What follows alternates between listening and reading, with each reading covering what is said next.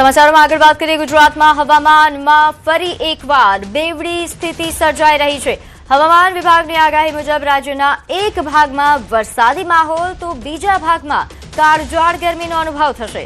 સૌરાષ્ટ્ર અને દક્ષિણ ગુજરાતના અમરેલી, ગીર સોમનાથ, જામનગર, રાજકોટ, તાપી, નવસારી, ડાંગ અને વલસાડમાં ભારે પવન સાથે મધ્યમ વરસાદ વરસી શકે છે તો કમોસમી વરસાદ અને બદલતા વાતાવરણના કારણે ખેડૂતો તેમજ સામાન્ય જનજીવન પર અસર થવાની શક્યતા છે તો બીજી તરફ ઉત્તર અને મધ્ય ગુજરાતમાં ગરમીનો કહેર યથાવત રહેશે।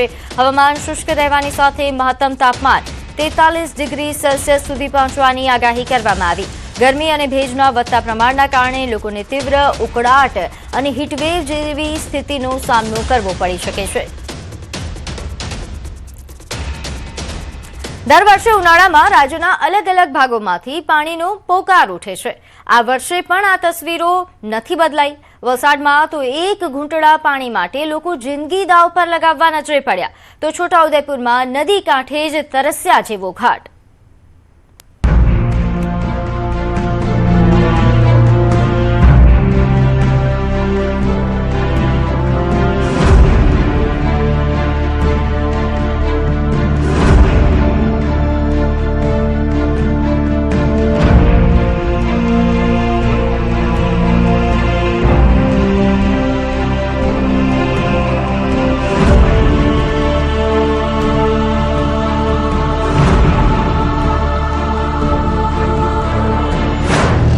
ગુજરાતના એક ગામના દ્રશ્યો જુઓ।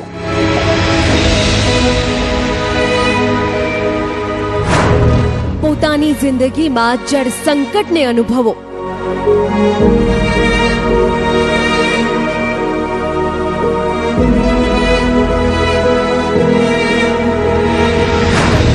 તસવીર નંબર 1, એક બેડા પાણી માટે જીવ જોખમમાં।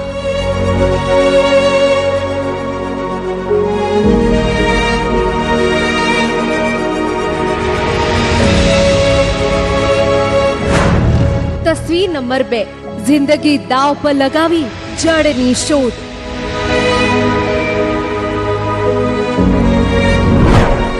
બે અલગ અલગ કુવા, ગરમી વધી, પાણી ગાયબ, માટે લોકો એક બેડા પાણી માટે જીવ જોખમમાં મૂકી કુવામાં ઉતરવા મજબૂર। આ લોકોના નસીબમાં જીવન માટે જરૂરી પાણી પણ નથી। જળ માટે કરવી પડી રહી છે જંગ। એક બેડા પાણીની આશા માટે જીવનની પણ પરવા નથી કરી રહ્યા।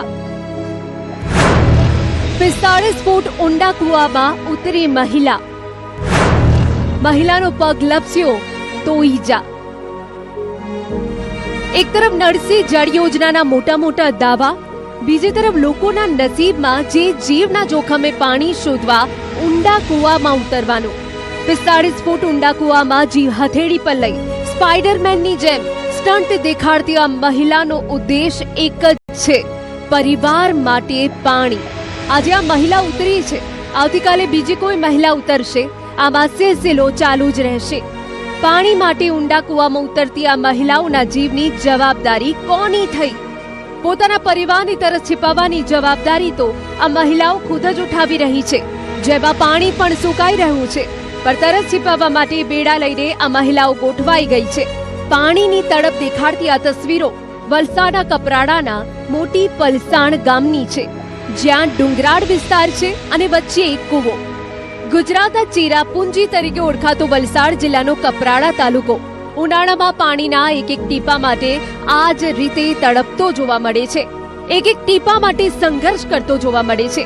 ધોમ તકતા તાપમાં આ તપતા પથ્થરો પર ઉઘાડા પગે મહિલાઓ પોતાના બાળકો સાથે બેડા લઈને કુવા ભણી ડોટ મૂકે છે।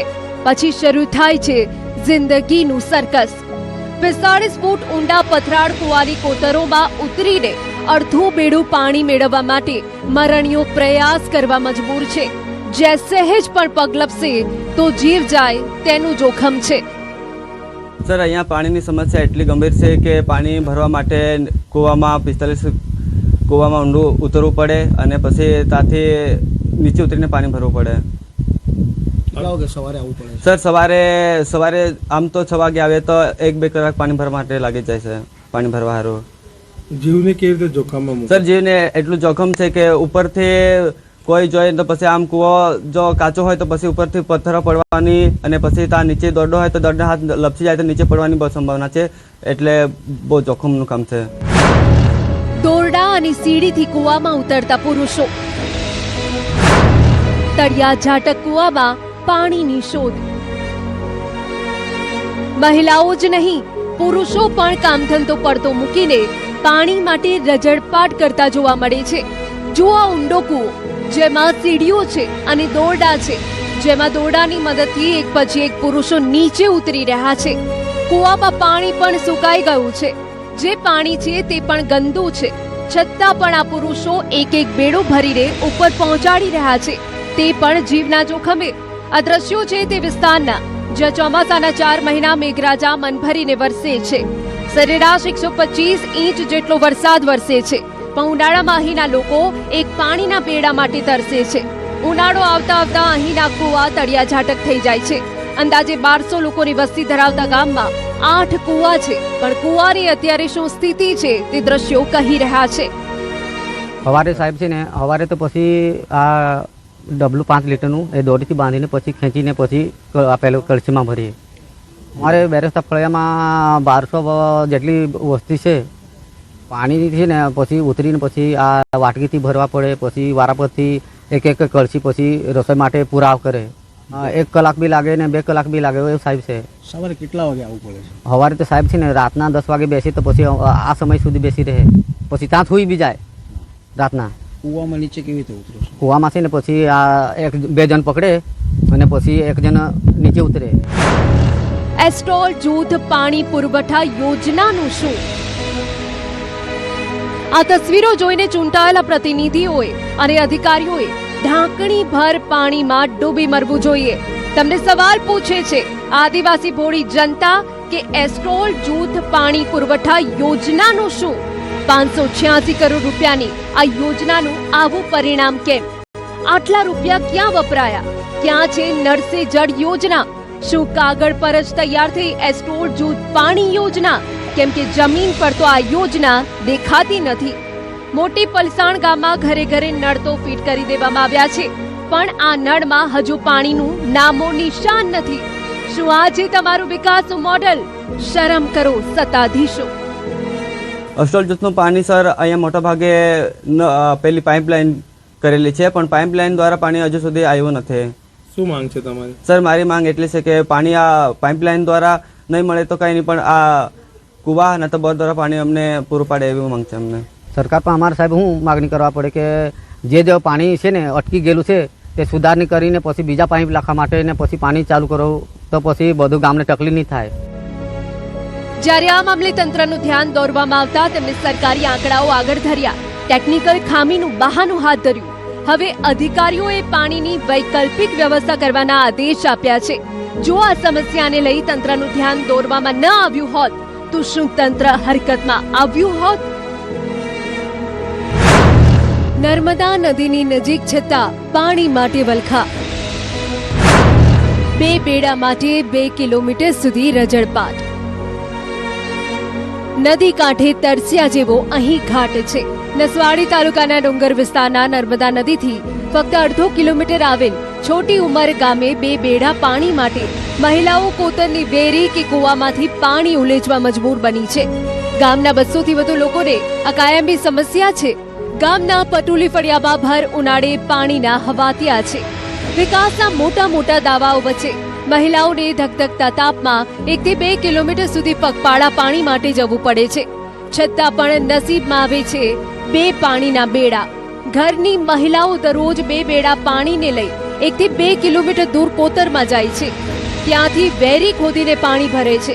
1 વર્ષો જૂના કૂવામાં પાણી છે, પરંતુ એ પણ શુદ્ધ નથી. છતાં એ પાણી લેવું પડે છે. આ ગામ પાણી પુરવઠા યોજના અને નર્મદા નદી એકદમ નજીક છે, છતાંય હજુ આ ગામને શુદ્ધ પાણીનો લાભ અપાયો નથી. અમારા છોટીમર ગામમાં નીચલું પડ્યું છે. એમાં હાલ તો ઉનાળો છે એટલે ઘણી બધી પીવાના પાણી માટે તકલીફ થાય છે. ઢોરો છે, મૂંગા પ્રાણી છે, એમને પણ પીવા માટે ઘણી તકલીફ છે.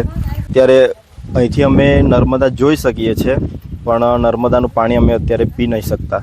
હવે સરકારને એવું કહીએ છીએ કે અમને પણ પાણી આપો, આટલી મોટી યોજના બનાવી છે કુપ્પા પાણી પુરવઠા યોજના, તો અમારા દરેક ફળિયા સુધી પાણી નથી પહોંચાડ્યું, એટલે પહોંચાડે એવી સરકારને આશા રાખીએ છીએ. અત્યારે તો કોઈ જગ્યાએ પુરાણી કૂવો હોય છે અને કોઈક જગ્યાએ વેરી ખોદીને પાણી ભરે છે બહેનો. પાણી પુરવઠા વિભાગ દ્વારા ઘરે ઘરે નળ અને સંપની સુવિધા ઊભી કરવામાં આવી હોવા છતાં આજ દિન સુધી એક ટીપું પાણી પણ પહોંચ્યું નથી. હેડપંપ અને બોરના જળસ્તર નીચે જતા પરિસ્થિતિ વધુ ગંભીર બની છે. પશુઓ માટે પણ પાણીનું સંકટ ઊભું થતા માલધારીઓ પશુઓને છૂટા મૂકી દેવા મજબૂર બન્યા છે. અનેક રજૂઆતો છતાં અધિકારીઓ કામની મુલાકાત ન લેતા ગ્રામજનોમાં ભારે રોષ ફેલાયો છે. ટાંકી મેથી નહીં આવતું, નળમાંથી નહીં આવતું, પેલાથી જ લઈશું. કોટરાથી તો પાણી કેવું છે? પીવા જેવું કે કેવું છે? ગંદુ છે પણ એ પીવું જ પડે. હું કોણ બધાના પાણી આલે તો સારું. 1 મહિનાથી પાણી માટે વલખા. ગામડાઓમાં પાણી માટે વલખા છે તો શહેરોમાં પણ આ જ સમસ્યા છે. સુરેન્દ્રનગર મહાનગરપાલિકાના વિકાસ દાવાઓ વચ્ચે 40 થી વધુ ગરીબ પરિવારો છેલ્લા 1 મહિનાથી પીવાના પાણી માટે વલખા મારી રહ્યા છે. ભર ઉનાળે ધોમધકતા તાપમાં આ મહિલાઓ પાણીની શોધ માટે નીકળી છે. માથે બેડા અને ડોલ લઈને અંદાજે 1 કિલોમીટર દૂર પાણી લેવા માટે જવું પડે છે. ત્યાં પાણી મળે તો છે પણ અશુદ્ધ. પણ મજબૂરી છે કે આ પાણીથી પણ કામ ચલાવવું પડી રહ્યું છે. આ દ્રશ્યો વોર્ડ નંબર 8ના કૃષ્ણનગર સ્મશાન પાછળ રહેતી મહિલાઓના છે જે પાણીની સમસ્યાથી ત્રસ્ત છે. પાણીના 1.5 મહિનાથી હેરાન થયું છે. પાણી આવતું નથી, ડાટા દેવાઈ ગયા છે. અમે ઘરમાં 5 જણા અમે છીએ, કેટલા વખત પાણી ભરવા જાવી. અમે કોઈ હાથ મજૂરી વાળા છીએ, અમે કોઈ બીજું કઈ છે નહીં અમારા પાસે આધાર. પાણી ભરવા અમે કૃષ્ણનગર ને પાછળ ટાંકી છે ને, અહીંયા નિકાસ નું પાણી નીકળે છે, ત્યાં ગંદુ પાણી ભરીએ. 2 મીટર જેવું આગું થાય છે, અહીંયા જાવી છે પાણી ભરવા. કેટલા પરિવાર? 5 જણા છીએ. અત્યારે તો 30 ઘર છે, 35 ઘર, એમાં એમના બધા ભરવા જાવી છે. અત્યારે અમે કૃષ્ણનગર નવી પાણી ટાંકી થી બોલીએ છીએ. તમે 1.5 મહિનાથી પાણી આવતું નથી. અમારો પ્રશ્ન એવો છે કે અમે પાણી ભરવા નીચે પેપે જઈએ છીએ, પેપેથી ગંદુ પાણી પીએ છીએ. અમે અરજી કરી પણ અમારું કોઈ સાંભળતું નથી.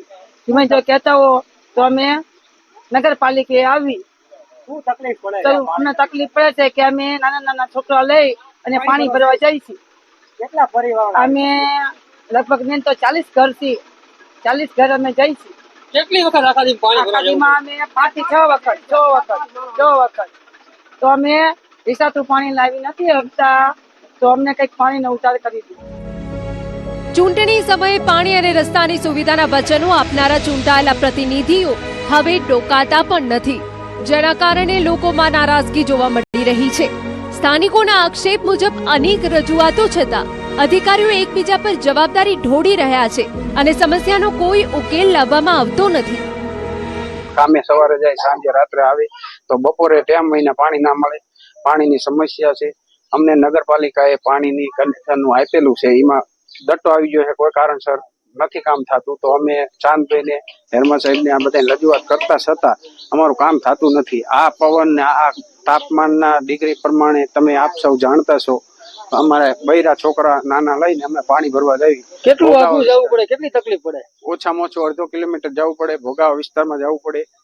આ પાણીની ટાંકીનો જે મેલ મચ્છર નીકળે ને, એ પાણી અમે પીવી છીએ. હાલમાં કૃષ્ણનગર વિસ્તારમાં અત્યાર સુધીમાં 1.5 મહિનાથી અહીંયા પાણી આવતું નથી. અને આ બધા સામાન્ય માણસો છે. નગરપાલિકામાં અવારનવાર રજૂઆત કરી છે.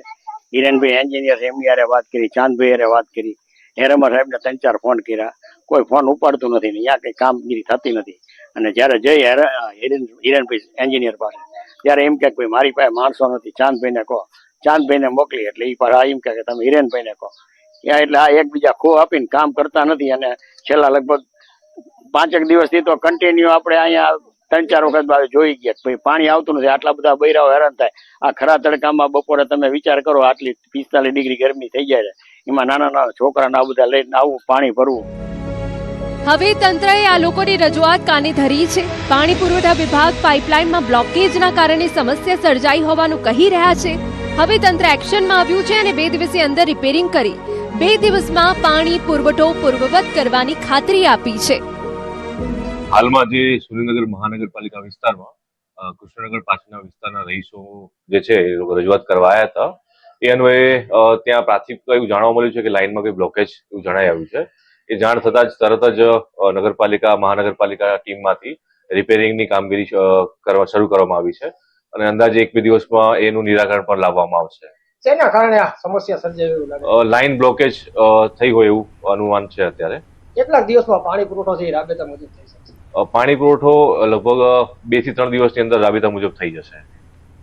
સમાચારમાં આગળ વાત કરીએ. સીબીએસઈ પુનઃ મૂલ્યાંકન પ્રક્રિયા દરમિયાન ટેકનિકલ વિક્ષેપો અંગે વિદ્યાર્થીઓ અને વાલીઓ દ્વારા ઉઠાવવામાં આવેલી ફરિયાદોને ગંભીરતાથી લેતા કેન્દ્રીય શિક્ષણ મંત્રી ધર્મેન્દ્ર પ્રધાને server downtime, payment gateway glitch અને ઓપરેશનલ લેબ્સ અંગે વિગતવાર અહેવાલ માંગ્યો છે. અધિકારીઓને તકનીકી નિષ્ફળતાઓ પાછળના કારણો, તૈયારીના પગલાં અને પ્રક્રિયાના સંચાલનમાં સામેલ એજન્સીઓની જવાબદારી સમજાવવા માટે નિર્દેશ આપવામાં આવ્યા હોવાનું જણાવ્યું છે.